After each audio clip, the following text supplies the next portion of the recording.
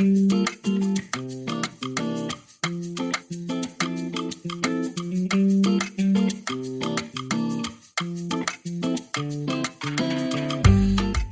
cerebro es un órgano maravilloso.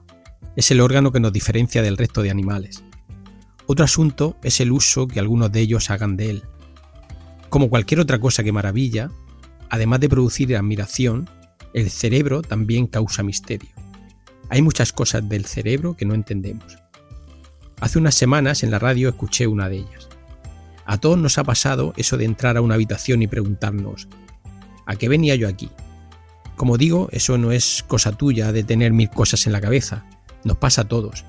De hecho, es algo tan común que los científicos le han puesto nombre. En inglés lo llaman el Doorway Effect, el efecto puerta, o el efecto de actualización de localización, el Location Updating Effect. He buscado algunas publicaciones científicas al respecto. No hay nada demasiado concluyente, pero sí que he encontrado una teoría que me parece muy interesante.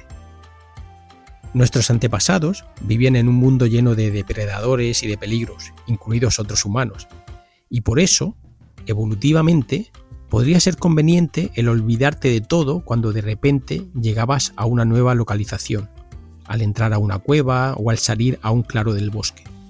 Aquellos que no ponían toda la atención en la nueva localización, olvidándose del resto de cosas, corrían el peligro de ser devorados o de recibir un hachazo de un vecino hostil.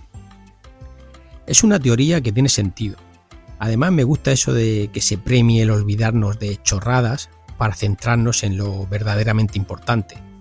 Aunque en estos tiempos lo importante no es tanto el saber sobrevivir, sino el saber vivir.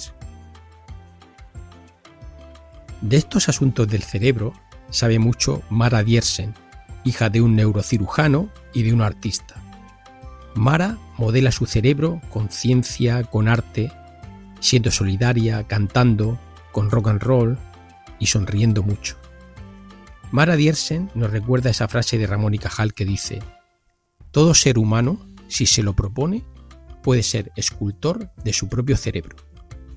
Mara, además de recordarnos esta frase, también nos la demuestra con su propio ejemplo.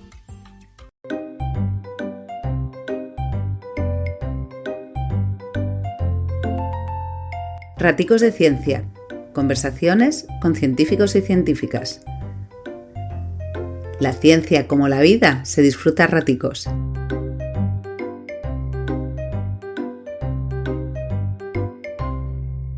Buenos días, Mara. Buenos días. Por situar un poco a los oyentes, estamos en el Centro de Regulación Genómica, que es uno de los centros más atractivos del país por muchas cosas, por la ciencia, pero también por la localización. Por aquí, por la ventanita, se puede ver un poquito de la playa de Barcelona, y son las 7:10 de la mañana. Estamos aquí muy tranquilitos, el laboratorio está bastante calladito por ahora. Y esta es la primera curiosidad que tengo, este amor por madrugar que tienes, ¿de dónde viene? Pues la verdad es que yo soy una persona más bien de mañana. Me gusta lo de empezar prontito, más que lo de quedarme muy tarde por la noche, la verdad. Pero cuando empecé a ser madre, a tener hijos, tuve que organizar mi vida de una forma un poco diferente, ¿no? Entonces nos repartíamos el tiempo entre mi marido y yo. Mi marido se ocupaba de los niños por la mañana y yo volvía a casa un poquito más pronto, pues sobre las 6 y tal, para estar ahí a pie de autobús, ¿no? A recoger a los niños que venían del cole y poder estar con ellos pues toda la tarde. Y la verdad es que siempre me ha alegrado mucho de haberlo hecho. Lo que pasa es que sí que es verdad que cada vez vas empezando más pronto y llega un momento que empiezas eso a las 5 de la mañana, ¿no? Entonces, bueno. Tiene todo el sentido, porque cuando uno tiene hijos y es científico, el día no da, ¿no? Entonces hay que organizarse.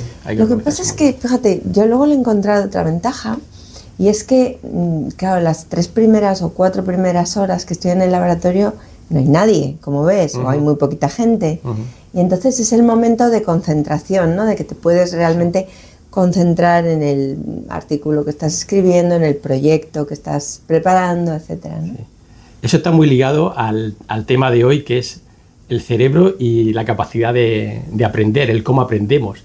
Y es verdad que por las mañanas, yo creo que nos pasa a la mayoría de las personas, hay algo de magia ahí en el sentido de que parece que retiene mejor las cosas. Yo cuando tengo que revisar un manuscrito para mirar los detalles y demás, eso tiene que ser por la mañana. ¿Hay algo fisiológico que lo explique? Pues sí, lo que pasa, también es verdad que no a todo el mundo le pasa lo mismo y hay gente que se concentra muy bien por la noche, entonces hay personas de mañana y de noche y eso tiene un correlato biológico, pero fíjate que, por ejemplo, a los adolescentes les pasa al revés. Los adolescentes, de forma natural, por su edad, tienen un sesgo hacia la noche. Interesante. Entonces, una de las acciones que yo estoy en el patronato de la Fundación Bofill, Fundación para la Educación, y una de las medidas que hemos promovido es precisamente un programa que se llama Educación a su hora, y que dice que a los adolescentes no me los pongas a empezar las clases a las 8 de la mañana porque van a estar dormidos la primera o a lo mejor la primera y la segunda horas. Qué bueno. Hablando de adolescentes y gente joven, viniendo en el metro me ha impresionado mucho, me he encontrado gente que regresaba de fiesta y me he quedado así, digo, ¿pero en qué día vivimos? Si ayer fue miércoles. Sí, sí. O sea, hay gente que ha estado un miércoles por la noche de fiesta. Sí, yo llego muy pronto y es tremendo. Bueno, ya los jueves y los viernes ni te lo cuento. Sí. Pero es que todos los días te encuentras a gente por la calle pues que vienen eso de salir y demás. La capacidad cognitiva del adolescente no la utiliza tanto en leer como en otras cosas, pero bueno, ya está bien. Hablabas que bueno, has tenido una familia, has tenido 4 hijos y también he leído que has dirigido 18 tesis, no sé si es alguna más. Ya. Uy, ya son 34 tesis. ¿En serio? Pues, sí. O sea que cuando miré lo de las 18 fue hace mucho tiempo. Debe ser de hace tiempo, eso sí. 34 tesis. Sí. Increíble. Entonces, yo te quería preguntar, porque alguna vez he hablado con gente que no tiene hijos, pero ha tenido doctorandos, y ellos dicen que de alguna manera sienten que dirigir una tesis es una manera de transmitir valores que, bueno, en algunas cosas no son comparables a las de tener hijos, pero en otras cosas sí. ¿Tú qué opinas de esto? A mí me parece que es totalmente cierto. Quiero decir, evidentemente no puedes hablar de hijos no biológicos o hijos científicos, pero en cierta medida yo creo que el pasar por un laboratorio imprime un cierto carácter. Es decir, quieras que no, tu filosofía de hacer ciencia, tu manera de hacer ciencia, los valores que tú tienes al hacer ciencia, se notan mucho. Entonces, pues todos sabemos que hay mucha tipología científica, ¿no? Hay científicos más ambiciosos, más con un modelo de negocio un poco diferente, de publicar muy alto, tal, ir consiguiendo proyectos y proyectos muy grandes en forma económica, digamos. Y hay científicos pues más estilo, yo qué sé, incluso don Santiago Ramón y Cajal, ¿no? Que preferían concentrarse en un problema durante toda su vida, y eso a mí me gusta. Yo, tengo un colega científico que dice que los científicos no tenemos proyectos, tenemos obsesiones, y yo creo que es así. Lo que pasa es que también vivimos en un mundo complicado desde el punto de vista científico. Es decir, por un lado, tal como está montado el sistema, la política científica te obliga, ¿no? A pues estar constantemente pues pidiendo dinero para hacer proyectos, pero claro, los proyectos te piden que innoves cada vez. Innovar cada 3 años es absurdo, por no decir una estupidez, porque claro, para conseguir un buen resultado científico nosotros conseguimos pues encontrar un fármaco que es útil y beneficioso para las personas con síndrome de Down. Tardamos 20 años. Claro, entonces el exigir al científico que uno haga un proyecto que tienes que manejar que dirigir como si fuera una empresa, porque sobre todo en los proyectos europeos estás constantemente con los entregables, con los milestones y tal. Claro, eso es imposible. Estoy de acuerdo contigo que la mayoría de los proyectos de 3 años es... Bueno, si nos vamos a los españoles, ya me dirás tú a mí, que además te recortan y te exigen que hagas lo mismo con la mitad de dinero. Y dices, pero vamos a ver, señor, usted al final lo que me está pidiendo es que yo le pida el doble de dinero, porque así cuando me recorte por lo menos podré hacer el proyecto. Sí. Que no tiene mucho sentido. Es cierto. cuando me he estado preparando un poco esta charla, pues normalmente pues acudo, como todo el mundo, a Google a buscar información de la gente, y la verdad es que me he quedado abrumado de la cantidad de información que hay sobre ti y de la cantidad de entrevistas que te han hecho y demás, y la verdad es que ha sido muy, muy entretenido saber de ti. O sea, ya sé muchas cosas de ti, ¿no? Y en una charlita que das para el BBVA hablas de la magia del cerebro, y eso me hacía pensar que sí que es muy apasionante entender cómo funciona el cerebro, y es algo obvio que interesa a todo el mundo. De hecho, te voy a contar una anécdota. Hoy me tenía que levantar a las 6 de la mañana, algo que no hago normalmente. Por mi culpa. Y bueno, pero te lo agradezco, lo he disfrutado, he visto amanecer y demás. Pero el caso es que eso me pasa también cuando me tengo que levantar temprano para ir de viaje. O sea, me tenía que despertar a las 6 y me he despertado a las 4, a las 5, a las 5 y media, y a las 6 tenía el despertador, y a las 6 menos 2 minutos he mirado el móvil y lo he apagado la alarma. Es curioso, ¿no? Cómo el cerebro se pone alerta de ese tipo de cosas y no hace falta ni despertador ni nada. Uh-huh. Y yo creo que nuestra vida está inundada de estos detalles que no entendemos, ¿no? Sí. No sé si para esto en concreto habrá alguna explicación. Bueno, sí que la hay, claro. Tú, al final, mientras estamos dormidos, no estamos, estamos desconectados del entorno en unas fases concretas del sueño, pero nuestro cerebro sigue funcionando. Y de hecho, durante las fases, digamos, de ensoñación, en las que estamos soñando, nuestro cerebro está tan activo como cuando estamos despiertos. Uh-huh. Lo que pasa es que no recibimos o recibimos menos los estímulos del exterior, pero fíjate que a pesar de que tenemos ese filtro, hay una región, digamos, que se encarga de desconectarnos de los estímulos exteriores, pero filtra solo aquellos estímulos pues, que no son importantes para nosotros.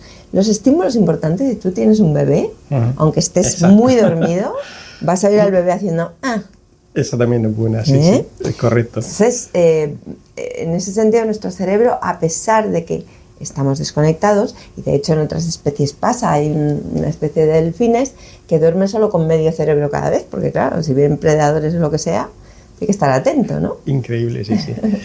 Entonces hablábamos de la magia del cerebro, y esto me hacía pensar que también da un poquito de miedo el que se descubre esa magia, ¿no?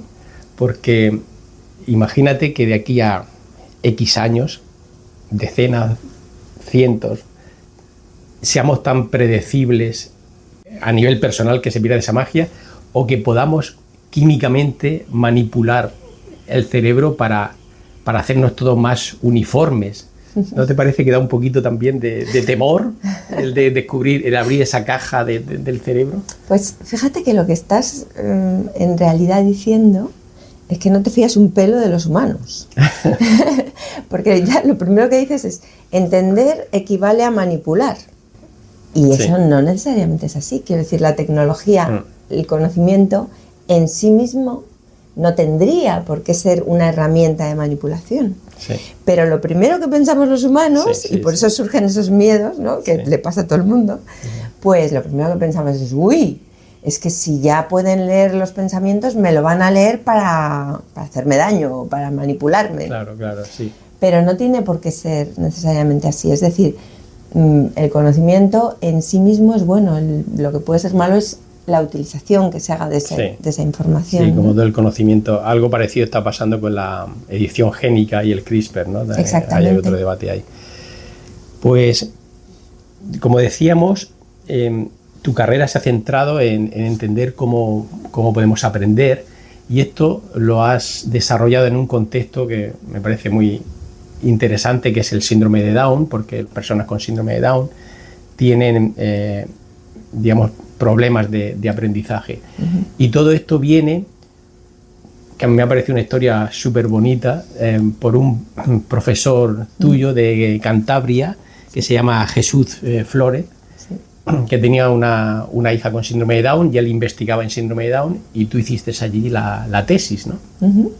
De hecho, la historia es incluso más bonita, porque cuando yo entré me encantaba investigar. De hecho, yo no quería ser médico, quería ser bióloga, pero no había biología en Santander, y a mi padre le parecía además que para las preguntas que yo tenía era mejor que hiciera, mi padre era neurocirujano, que hiciera medicina. Yo lo que quería entender era el cerebro humano, pues en biología no estudias el cerebro humano como tal. Bueno, digamos que también lo que no quería era que me fuera a Santander, yo creo, pero bueno. Y entonces busqué un departamento y escogí farmacología un poco por azar. Quiero decir, ¿sabes estas decisiones que no sabes muy bien por qué las tomas? Y fue una tontería, porque yo iba por los departamentos, pasé por fisiología, oí muchos gritos y pensé, uy, este departamento no me acaba de convencer. Luego seguro que era que estaban haciendo chistes o lo que fuera, pero... Y acabé en farmacología, y en farmacología estaba Jesús Flórez, pero no estudiaba el síndrome de Down en aquel momento. Estudiaba los opiáceos y el sistema respiratorio. Entonces yo empecé estudiando el sistema nervioso central en la parte más automática, que es esa zona que se encarga de las funciones autonómicas, o sea, nada que ver ni con aprendizaje ni con memoria. Y luego, al cabo de los años, me fui a hacer el postdoctorado, empecé a estudiar el aprendizaje y la memoria, y yo una vez le pregunté a Jesús, le dije, pero Jesús, ¿cómo es posible que, sabiendo, porque él sabía muchísimo del síndrome de Down, porque tenía a Miriam, que es su hija, que es una pasada, es un encanto de mujer, y yo le decía, ¿por qué no estudias el síndrome de Down? Y bueno, pues no estaba muy convencido con el asunto. Pero cuando yo estaba haciendo el postdoctorado aquí en la Universidad Autónoma de Barcelona, pues me llamó y me dijo, Mara, han generado el primer modelo experimental de síndrome de Down, que era un modelo de ratón. Dice, así que ahora sí que puedo estudiar el síndrome de Down. Vente para acá y empezamos un proyecto. Qué bien. Así que volví y saqué una ayudantía y ahí empecé. Sí. Ese modelo de ratón que he visto que hasta muy recientemente está utilizando modelos de ratones en nuestras publicaciones y demás, ¿es el mismo o se ha perfeccionado, digamos, el modelaje de esa trisomía? A ver, sigue siendo uno de los mejores modelos. El problema del modelar la trisomía es que la mayor parte de los modelos, aunque tienen triplicados, porque una trisomía es la triplicación de un número de genes, ¿no? De un cromosoma en este caso. Sí. Claro, la mayor parte de los modelos lo que tienen es una triplicación, pero no hay un tercer cromosoma. Y ahora sabemos que el hecho de que haya un tercer cromosoma modifica en cierta medida la arquitectura nuclear, y eso no lo tienen la mayor parte de los modelos. Ya. Ahora, en el último año y medio, han salido dos nuevos modelos, se han publicado dos nuevos modelos que sí que tienen, uno de ellos, el cromosoma humano, es un modelo humanizado, y lo tiene completo porque existía uno, pero pues tenía delecciones, o sea, no estaba completo, le faltaba un 50% de los genes, ¿no? O sea, pero ahí el problema que tenemos es cómo reaccionan las proteínas humanas, o los genes humanos, las proteínas humanas en un entorno de ratón. Claro. ¿Van a hacer lo mismo o no? Claro.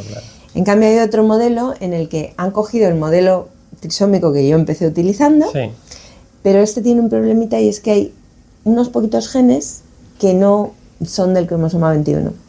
Entonces le sobran unos genes en trisomía, ¿no? Y entonces en este nuevo modelo le han quitado esa parte. Entonces ahora sí que es un modelo ideal de síndrome de Down. Sí. Hubo alguien por ahí en algún momento que dijo que todos los modelos son útiles y ninguno es perfecto, ¿no? Entonces igual hay que combinar esos. Claro que sí. Bueno, y además si el problema no está en las imperfecciones, está en no conocer las limitaciones.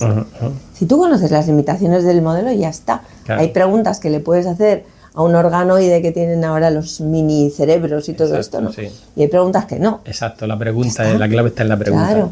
Pues mira, una de las cosas que he encontrado en Google es un acto en el cual te dan un premio en la Universidad de Cantabria, donde estudiaste, ¿no? Sí. Y ahí habla Jesús Flórez, y cuando habla, no sé, transmitía la sensación de que era una muy buena persona. No sé, se le veía un tipo muy bueno.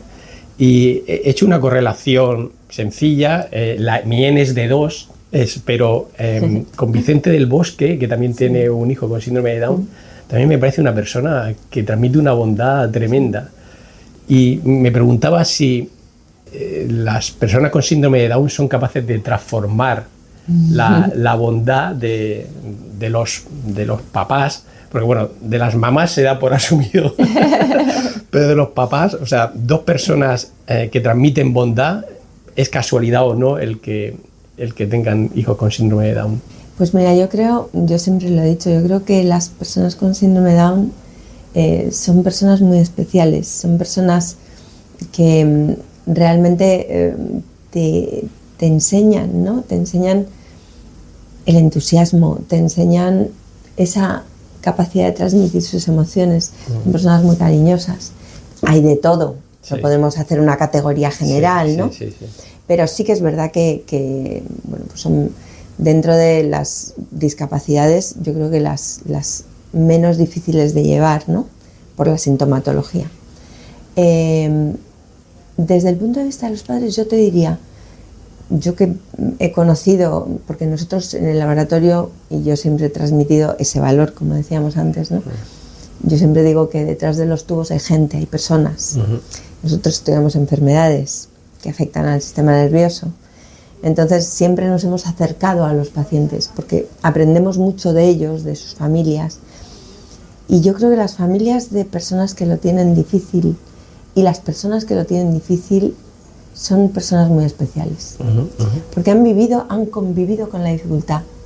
Y en nuestro país es muy complicado. Lo de tener un hijo con discapacidad es de las cosas más complicadas que hay, ¿no? Relativizan un poco las cosas, ¿no? No se enfadan, no se molestan por cosas pequeñas. Y sobre todo aprenden a valorar, ¿no? Los pequeños momentos. Y en el síndrome de Down, como además esos chavales, esas chavalas, esas personas tienen esa capacidad de transmitir, ¿no? Pues esa emoción, y son personas felices dentro de lo que podemos serlo todos, ¿no? Sí. Pues yo creo que eso te hace valorar la vida de una forma diferente, ¿no? Sí. Por lo que he leído, digamos que bueno, tu carrera ha ido enfocada pues eso, a entender el cerebro e intentar también ayudar a estos pacientes con síndrome de Down. Y simplificando mucho las cosas, se podría decir que has conseguido por ahora desarrollar 2 recetas. He visto que alguna está en ensayo clínico ya. Sí. Una, digamos, más científica desde el punto de vista de laboratorio, con una molécula que está en el té verde que podría ayudar. Pero también eso no funciona solo, sino que dices que realmente hay que acompañarlo de otro tipo de terapias sociales o psicosociales o algo así. Y una de estas terapias que dices que funciona muy bien es mezclar a la gente de síndrome de Down con otra gente. Hablas que mezclando con gente distinta ayuda a aprender mejor. Y me preguntaba si eso es bueno para el síndrome de Down solo o es bueno para todos. Porque yo creo que es uno de los problemas que estamos teniendo en la sociedad moderna, que no nos mezclamos con otros estratos. Los científicos mismos muchas veces vivimos en una burbuja y yo creo que eso se debería de hablar más y fomentar más para mezclarnos entre nosotros y abrir un poco el cerebro y estimularlo, ¿no? Y tanto. De hecho, tú piensas que una de las características evolutivas más humanas es precisamente una cosa que se llama la neotenia. Nuestro cerebro, cuando nacemos, es muy inmaduro, prácticamente no está formado. Eso es una oportunidad increíble. ¿Por qué? Porque se forma a partir del entorno, de los estímulos que recibimos. Entonces, no podemos pensar en la psicofarmacología como la píldora mágica. Yo te doy la píldora mágica y oye, se te has curado de todos tus males. Sí. Pues no, en el cerebro no pasa eso. ¿Por qué no pasa eso? Porque el cerebro lo que necesita es fomentar esa plasticidad, ¿no? Don Santiago Ramón y Cajal decía que el hombre es escultor de su propio cerebro, en cierta medida. Entonces, ¿qué sucede? Pues tú puedes con una pastilla modificar determinadas propiedades, pues antes lo que se hacía era básicamente cambiar los sistemas químicos del cerebro, ¿no? Los sistemas que se llaman de neurotransmisión. Eso funciona relativamente, funciona en el Parkinson, porque si tú has perdido las neuronas que fabrican la dopamina y tú le das dopamina a ese cerebro, pues ese cerebro más o menos va tirando, pero luego tiene también sus efectos secundarios, ¿no? Entonces, ahora que tendemos más a intentar ir a cascadas moleculares o cadenas moleculares que, digamos, están más relacionadas causalmente con la enfermedad. O sea, ya no intentamos curar el síntoma, sino incidir sobre las posibles causas. Entonces, nosotros lo que vimos en síndrome de Down es que la plasticidad está alterada. Pero claro, si tú le das una pastilla que favorece la plasticidad, cuya función fundamental es aprender, pero luego esa persona no aprende, claro, pues no sirve de nada. Entonces, esa es la idea con el tratamiento. ¿Qué pasa? Que, como muy bien dices, en nuestra sociedad nos estamos acostumbrando a que cada vez la relación de tú a tú, la relación personal, pues se está subarrendando, digamos, a las redes sociales. O sea, yo me comunico con mis amigos todo el día a través de internet, pero luego a lo mejor ese chaval o esa chavala pues no sale a jugar al fútbol con sus amigos, sino que se queda jugando al videojuego social en casa. Y que vale que es un videojuego social, mis hijos lo juegan y juegan entre los hermanos que viven cada uno en una punta del mundo, ¿sabes? Pero que tiene sus valores positivos, pero claro, no puedes cambiarlo. Entonces, en este momento, desde la neurociencia lo sabemos perfectamente, el cerebro es parte de un organismo y el cerebro tiene un componente social muy importante. Por lo tanto, las terapias tienen que ser lo que llamamos multimodales. Entonces, cuando tú haces una terapia, no le das solo una pastillita a la persona, le animas a que haga ejercicio físico, una buena dieta, actividad social, estimulación cognitiva. Y tú eso no solo lo difundes, sino que además lo promocionas, ¿no? Porque he visto que haces muchos actos para esto, ¿no? De mezclar síndrome de Down con la gente, y también en tus conciertos, que bueno, eso es algo que todo el mundo sabe, que tienes un grupo de rock, que es From Lost to the River. Exacto. Y que he escuchado que le pedís a pacientes de síndrome de Down incluso, ¿no?, participar haciendo canciones y demás, ¿no? Sí, este es un proyecto que, bueno, surgió hace muchos años ya. Digamos, el primer proyecto que hicimos, que al final fue un disco, que se llama así, Realidades Paralelas, pues lo hicimos con la Fundación Catalana Síndrome de Down, con Katy Trias, que, bueno, pues nos ayudó y lo hicimos entre ellos y nosotros. La verdad es que fue un proyecto muy bonito y aprendimos mucho, fíjate. Y yo recuerdo que en aquel proyecto, que fue el primero, luego hicimos otro, trabajamos con un grupo de música que era un grupo que llevaba a mi hijo, porque estuvimos intentando contactar con artistas más reconocidos para que tuvieran más impacto, pero no les hacía mucha gracia. Y entonces, pues nada. Y los del grupo de mi hijo me decían, oye, ¿y tienen síndrome de Down? ¿Y qué les decimos? Digo, pues lo que queráis, no sé, pues lo que le dirías a cualquiera, hijo, yo qué sé. Oye, pues acabaron y al final, cuando ya terminamos el proyecto, me decían, es que, claro, nos hemos dado cuenta de que a estas personas les pasa lo mismo que a nosotros, les preocupan las mismas cosas. Había hasta una canción de amor preciosa, que, bueno, ¿sabes? Se llamaba Mundo de Sueños, ¿no? Porque ella decía, la chica le dedicaba la canción a su novio, y era como, le decía todo lo que él quería, pero también reconocía que era muy difícil que pudieran tener una vida de pareja normal. Entonces era muy emocionante, la verdad. Qué interesante, pues lo voy a buscar. Normalmente en el podcast, en la parte de abajo, pongo enlaces a todas las cositas de las que hablamos, así que sí, pues ahora tenemos otro. Tenemos otro que además, aquí hay más mezcla, lo hemos hecho con una asociación de Madrid que es maravillosa, que se llama Argadini, la lleva Rebeca Barrón, y Rebeca lo que cree es que la manera de que las personas tengan una vida más o menos integrada es a través de la cultura. Entonces tiene proyectos con el Reina Sofía, con el Thyssen-Bornemisza y tal, y bueno, ha conseguido unos resultados bárbaros. Qué bien y qué maravilla que haya gente que se dedique y se preocupe de estas cosas. Pues tengo que confesar que estuve a punto de ir a un concierto tuyo, porque esta charla la planificamos hace como un mes y pico así, y justo ese viernes tenías un concierto aquí en el Poblenou, que encima me pillaba al lado de casa. En Bóveda. Exacto, pero me dio un bajonazo así a media tarde de esto de viene por la tarde de cansancio, y luego también pensé, o sea, yo nunca he ido a un concierto de rock solo.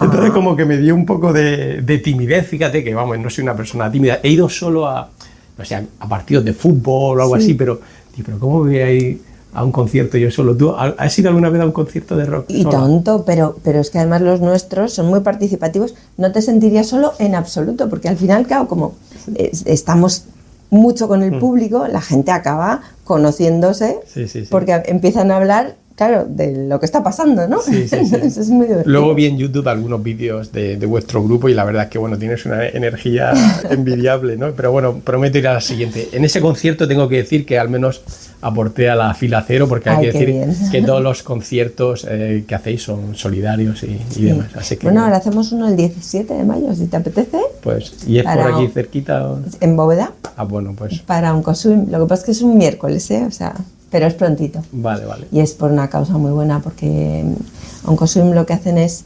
trabajar para favorecer la investigación en cáncer de mama, en un tipo especial. Y ellos hacen una travesía nadando, pues para recaudar fondos para la investigación. Interesante. Pues tomo nota.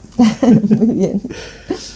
Hay una cosa que, a ver, yo creo que eres ejemplo de muchas cosas, por cómo haces ciencia, por cómo te involucras en la sociedad, pero hay una cosa que no sé si has caído en ella, que yo creo que para mucha gente es interesante e importante, y es el hecho de que has hecho una carrera científica exitosa y reconocida sin necesidad de hacer un postdoc en el extranjero.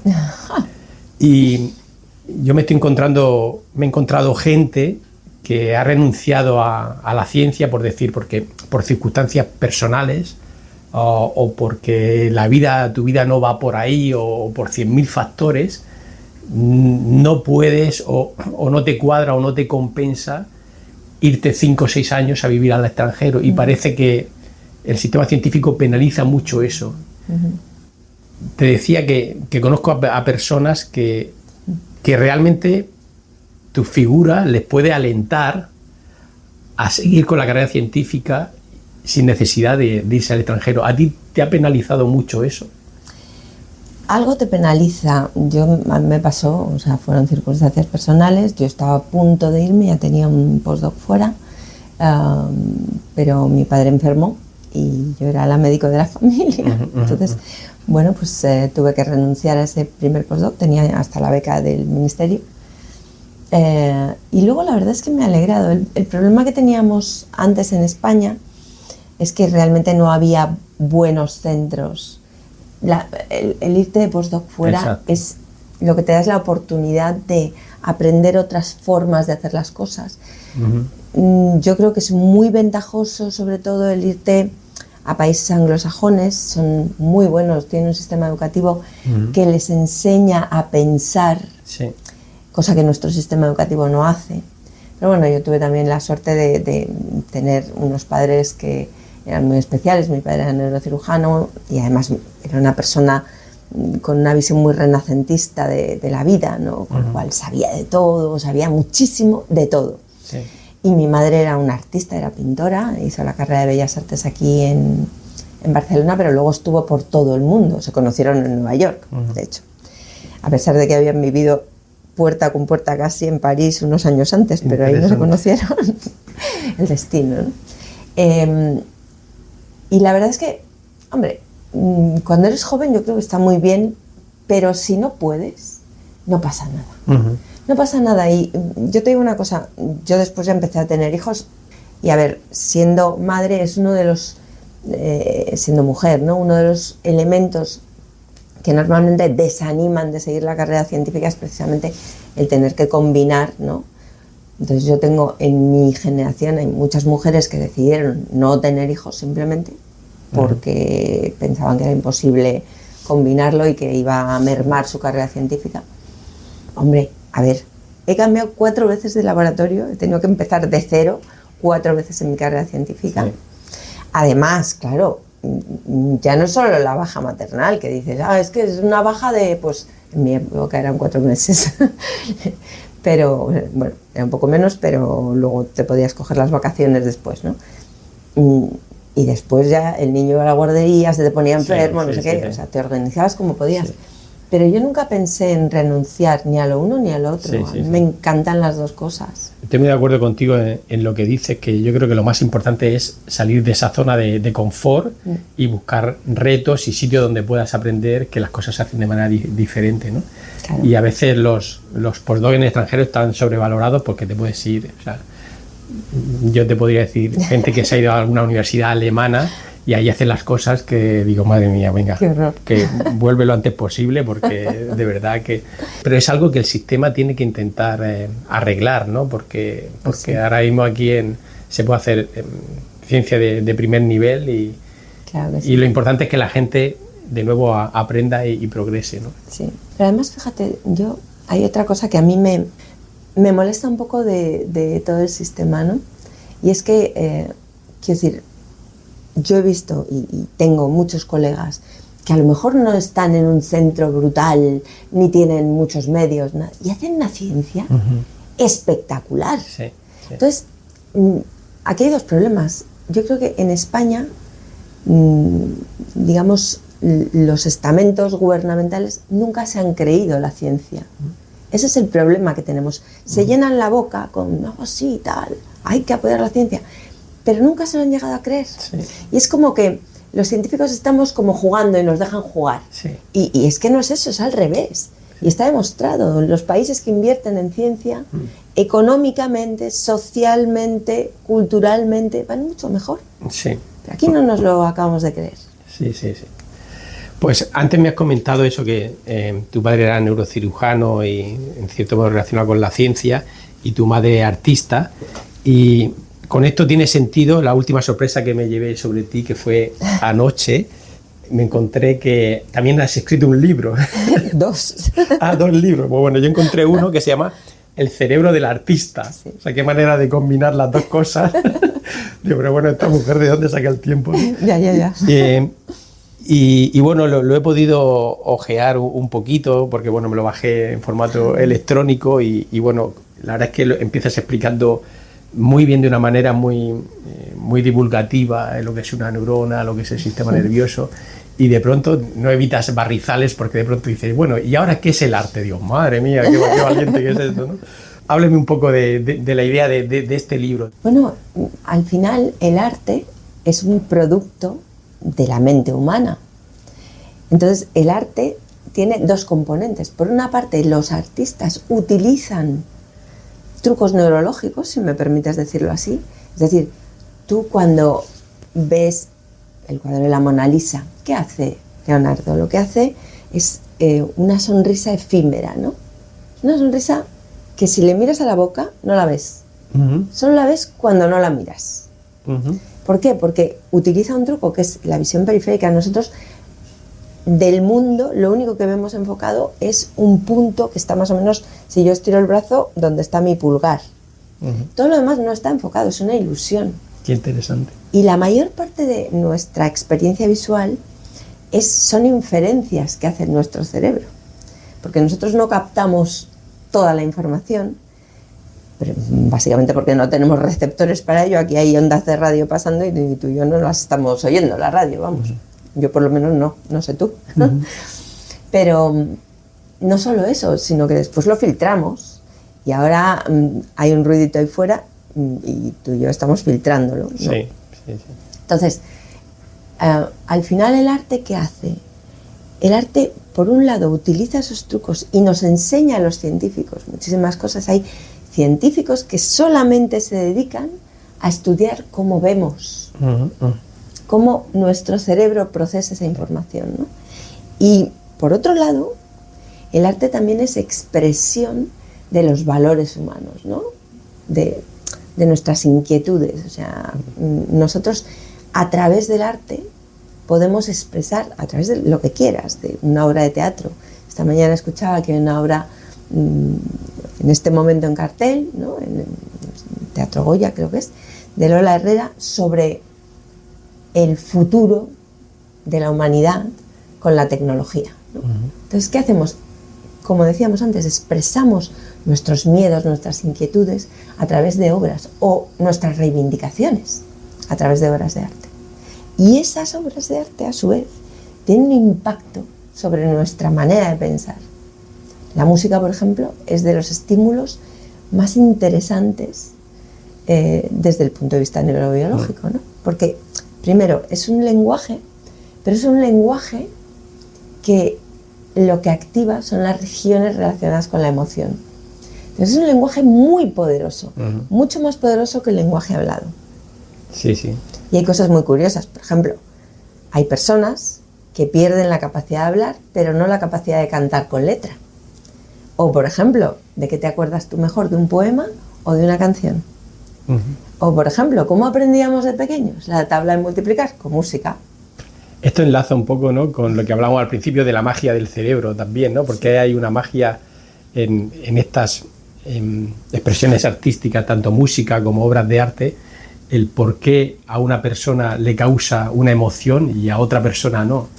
Eso es muy divertido. Y es muy interesante, y incluso pues programas de radio o podcast y demás, ¿no? Hay gente que le encanta y gente que le parece fatal, ¿no? Y ahí hay mucho misterio por ahí. Sí. Yo, fíjate, cuando miré el título del libro, pensaba que iría un poquito también a desarrollar la parte artística que tiene el científico, porque yo creo que al final la ciencia es una actividad creativa, sí, y se habla muy poco de eso, y como una actividad creativa necesita buscar inspiración, tener tranquilidad, pues no funcionar con esos deadlines, ir a alimentarte a sitios insospechados, pero muchas veces no tenemos tiempo para esa creatividad, ¿no? Sí, es el problema de la vida moderna, que tiene más de moderna que de vida, ¿no? Pero, sí. Pero es muy curioso, porque yo siempre he pensado, ¿no?, que la ciencia tiene ese lado más artístico, más de vagabundear por el conocimiento, ese placer intelectual que te produce el ver algo que eres el primero que lo ve, ¿no? Te sientes un poco como el explorador que de repente ve un continente nuevo. O sea, yo me imagino Cajal cuando de repente vio la reacción en ERA, ¿no?, en el microscopio, y fue capaz de entender. Es que eso es lo brutal, ¿no? Sí, sí, sí. A mí me parece que es, bueno, para mí desde luego, es la mejor profesión del mundo. Es decir, yo creo que no hay nada mejor que ser científico. Sí. Quizás ser también artista, pero sí, para mí ser científico es lo mejor que se puede ser, lo más interesante. Para ir terminando, no quiero robar mucho más de tu tiempo, te quería hacer un par de preguntas un poco más personales, pero bueno, hay una cosa científica todavía que quiero comentarte antes del par de preguntas personales, y es que tú no te acordarás, pero tú y yo hemos hablado en el pasado. ¿Ah, sí? Ay, Dios mío. Y esto fue en una charla que diste, que creo que fue aquí en el PRBB, y ahí hablabas de esta molécula del té verde que podría ayudar a mejorar la capacidad de aprendizaje de pacientes con síndrome de Down. Y ahí, al acabar tu charla, te hice una pregunta que yo normalmente no me acuerdo de casi nada, pero me acordé de esa pregunta porque, bueno, me gustó mucho la charla y bueno, le estuve dando vueltas a lo que me dijiste y demás. Y hablas que esta molécula, que tiene un nombre un poco impronunciable... Epigalocatequina galato. Exacto. Esta molécula, pues, que como digo, ya está en ensayos clínicos, he visto que tenéis alguna publicación ya de fase 1 y demás. Se la dabais, pues, bueno, a modelos de ratón, y bueno, ahora le estáis dando a pacientes. Yo te pregunté si no sería interesante dar esa molécula o té verde durante el periodo de gestación, porque ahí el cerebro está en desarrollo, claro, y quizá ahí se podría influir quizá un poquito más, pero tampoco sé cuántas veces se da esa situación de que una mamá sabe que va a tener el bebé y que va a nacer como síndrome de Down. Pues fíjate, eso, claro, lo hemos explorado. Entonces ahí hay varias cuestiones. Por un lado, en farmacología, para poder ir a una indicación pediátrica, que es lo que ya hemos hecho, primero has de demostrar en adulto que la sustancia no es tóxica y que es eficaz. Porque si no, se intenta proteger ese desarrollo cerebral. Si no es eficaz en el adulto, es más difícil que te dejen hacerlo en población pediátrica. Entonces, a nosotros nos costó bastante, porque el problema de un cerebro adulto en síndrome de Down es que ese cerebro ya ha pasado mucho tiempo mal desarrollándose, ¿no? Entonces, claro, ya tiene un lastre que es muy difícil de compensar. Entonces, el efecto que ves no es un efecto brutal, pero sí que es un efecto que en algunas personas es muy importante, ¿no? Entonces nosotros dijimos, vale, pues ahora que ya lo hemos demostrado, ahora nos vamos a la población pediátrica. Y ahí, bueno, hemos hecho un primer ensayo que hay que continuar. Y han salido cosas. El problema que tuvimos es que utilizamos un placebo que también tiene efectos plásticos, que son los omega 3, omega 6. Sí. Y entonces, claro, se ven poco las diferencias. Se ve diferencia respecto al basal en los dos grupos, pero se diferencian poco entre sí. Entonces ahí bueno, eso puede ser interesante, igual se pueden combinar. Eso, ¿no? Es lo que pensábamos precisamente. Qué bueno, qué bueno. Y claro, lo que tú dices es totalmente cierto, ¿no? O sea, a ver, DYRK1A, que es el gen que, digamos, está modulando esta molécula, empieza a expresarse muy prontito. El problema es que las mamás no saben, no se les diagnostica hasta un poquito más tarde. Entonces, en ratones, ¿qué hicimos? Probamos cuando empieza a expresarse la proteína que está en exceso, o sea, el gen que está en exceso, y cuando el momento correspondiente al momento del diagnóstico materno. El efecto era un poquito mejor cuando empieza a expresarse DYRK, pero también era bueno cuando se diagnostica, sí, ¿no? En el momento equivalente. O sea que yo creo que en cuanto ya consigamos hacer un estudio pediátrico como es debido y bien y con un placebo como es debido, ya podremos ir a los momentos gestacionales. Es verdad que muchas madres decidieron por su cuenta, ¿no? Sí. Empezar a dar la molécula a sus hijos. Y lo que pasa es que, claro, ahí no puedes hacer un estudio. Porque, a ver, esto es un nutracéutico, pues oye, si la mamá decide tomar té verde, pues toma té verde. Sí, sí. O sea, y tú no tienes por qué decir nada. Pero es verdad que, claro, las dosis eran muy diferentes y tal. Aún así hicimos un pequeño estudio piloto, simplemente para ver si había alguna diferencia, y nos centramos en algo que es objetivable, que es la morfología de la cara, porque DYRK1A también se expresa en esas regiones. Y fíjate, vimos que en las personas, en los niños cuyas madres habían tomado durante el embarazo la sustancia, la verdad es que eran más similares a los euploides, a los niños con desarrollo típico, que no los niños cuyas madres no habían tomado la sustancia. Qué bien, qué bien. Me suena haber visto ese artículo, pero sí. Pensaba que era en ratón, pero bueno, imagino se hizo primero en ratón y primero después... en ratón y luego en humano. Qué bien, qué bien. Eso pero claro, solo tenemos un indicio, ¿no? Ahora habría que hacer un estudio estructurado. Bueno, genial. Y ahora que he mencionado DYRK1A, hay otro enlace ahí oculto entre nosotros dos, y es que yo hice la tesis en drosófila trabajando con un gen que se llama Mini Brain. ¿Qué es DYRK1A? Y yo, de hecho, escribiendo la tesis, te cité algún artículo suyo, de que tu nombre me sonaba. No sé qué hora llevamos. Nada, son las 8, ahora vendrá la... Bueno, pues una par de preguntitas muy rápidas. Me interesa mucho también esa parte tuya artística y tengo la curiosidad por saber qué arte te emociona a ti más.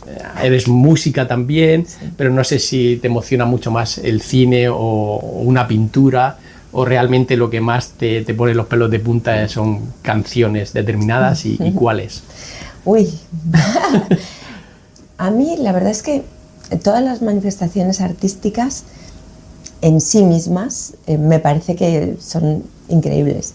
No todas me gustan, porque para gustos, como has dicho antes, están hechos los colores, y de hecho, muy bueno porque estaban buscando en la Universidad de las Islas Baleares, un profesor que se llama Cela, estaban buscando los correlatos neurobiológicos de la experiencia estética, del placer estético.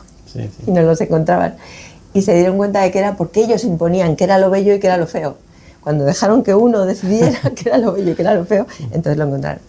Entonces sí, a mí hay muchas obras que me emocionan. Claro, mi madre era pintora, claro. Yo cuando veo sus obras, que son increíbles, Trinidad Sotos Bayarri, por si te apetece buscarla, pues a mí me emociona mucho, también porque tiene un correlato personal para mí. Pero la música es claramente lo que más me llama la atención. ¿Vas a buscar también música clásica aquí en el auditorio? Y todo? Mira, ahora estoy preparándome el dúo de las flores de Delibes y es que lo disfruto tanto cuando canto esa... ¿Sabes? Es como que te lleva hasta el cielo, ¿no? ¿Pero eso cantas en el grupo de rock o estás, estás en una coral o algo? Bueno, no, ahora lo estoy preparando yo por mi cuenta, porque me gusta también. Bueno, pues ya no quiero abusar más de tu tiempo, me encanta verte con esta energía y esta capacidad de hacer cosas diversas y todo también, y sobre todo que haces cosas hacia el exterior, que no te las quedas para ti. Sí. Y me ha encantado charlar contigo esta mañana. Sé que ahora tienes otra reunión y estoy muy agradecido del tiempo que Por favor, que me has yo dado. Estoy muy agradecida, primero de que me hayas escogido para tu podcast, que la verdad es que a mí también me encanta, ¿no? Ver que hay personas, científicos, que se interesan por algo que va más allá, ¿no? De la ciencia. Y eso a mí me parece que nos enriquece mucho. Así que gracias a ti. Un abrazo y hasta la próxima. Hasta la próxima.